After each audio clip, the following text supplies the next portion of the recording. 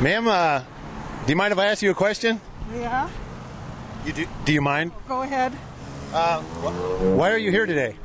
To remind people that they need to stop their war against God, which is what this government is really engaged in.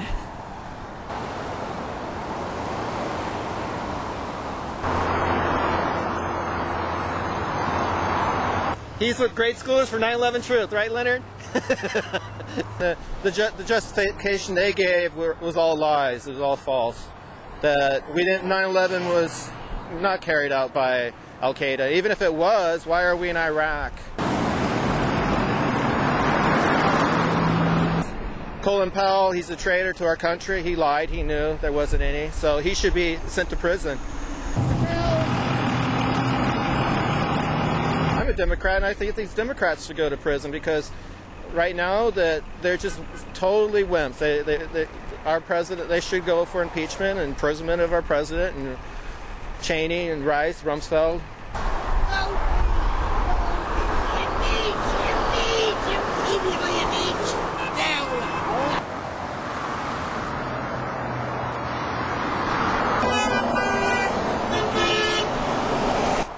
We're at war against a so-called enemy that never attacked us, and we are the aggressors, and that's wrong.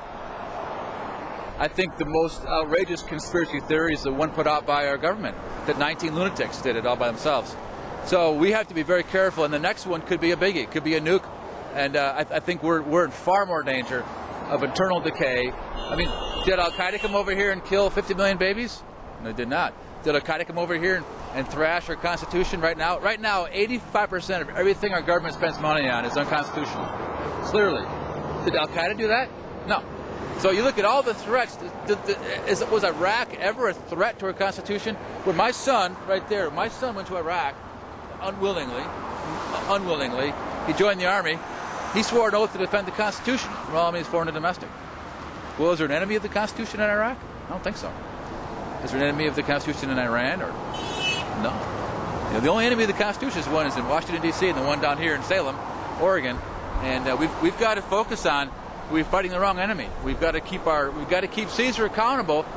I fully believe we should support Caesar when Caesar's obeying the law. But I think biblically we're obligated to hold Caesar accountable to obey the law. And we are under no obligation to help Caesar kill 50 million babies or to invade Iraq and kill 100,000 Iraqi. And I see no difference between a baby in the womb and an Iraqi kid in his house getting blown up by an American smart bomb. I find it shocking that God's people don't connect that. And probably the most important thing I've heard anybody in church say is that it's better to fight them over there than over here regarding Iraq. And my answer to them is, think about what you just said. The shocking immorality of that is that what you're saying is that an uninvolved country, who we now say didn't have anything to do with our dispute with whoever attacked us, we can go wreck their country now because we don't want to fight whoever they are over here. The immorality is so astounding for a Christian to say they're willing to wreck another person's life and country. Just the opposite of what Jesus said, love your neighbor as yourself. And if we did love our neighbor as ourselves, we wouldn't be dropping bombs, we wouldn't be out there killing babies. And all these things come back to, I think, the two simple truths Jesus left us with. He said there's just two things, really. Love the Lord God with all your heart, mind, and soul, number one. And number two, love your neighbor as yourself. You know what? Everything comes together when you do that. I served. I was in U.S. Army for several years, and I know several friends that are over there right now. Yeah. Are you getting any feedback from them? Are they staying out of they don't want to say anything? Most of it's confusion. A lot of people have lost their will over there to be something that doesn't seem just anymore. No purpose. Now, I hear a lot from the quote-unquote liberal media, particularly from Rush Limbaugh, Hush Bimbo, however you want to pronounce his name, that it is people over here protesting the war that is causing their morale in Iraq to go down. What do your buddies over in Iraq say? They know that we support them, that we support, their coming home, and we wish them the best. They know that it's not about them, it's about the purpose that we don't support.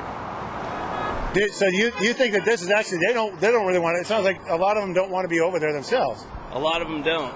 They realize it's an unjust war. So I just want to inform all these people out here on a nice, peaceful day to open their minds up to stuff that they're not going to learn in school.